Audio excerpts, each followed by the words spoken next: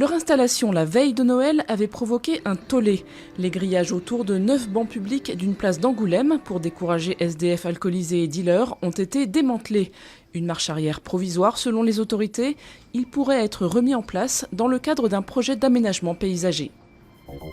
Peu de perturbations vendredi suite au mouvement de grève des hôtesses et stewards d'EasyJet. 35% des vols opérés par des équipages français ont été annulés sur la journée, mais un nouvel appel à la grève est lancé pour le réveillon du jour de l'an.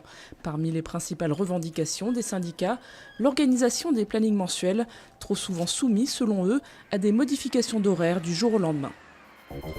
Le chauffard qui a fauché 10 piétons sur un marché de Noël lundi à Nantes avait 1,80 g d'alcool dans le sang, soit près de 4 fois la limite autorisée. Un des piétons, un homme de 25 ans, a succombé à ses blessures. Le conducteur, lui, est toujours hospitalisé. Dans un carnet retrouvé dans son véhicule, il évoque sa haine de la société.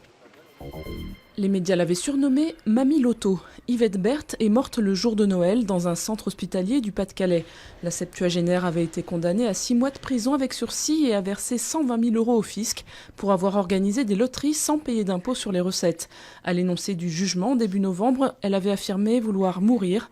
Selon elle, l'intégralité des gains des lotos était reversée à des associations caritatives ou à des gens dans le besoin.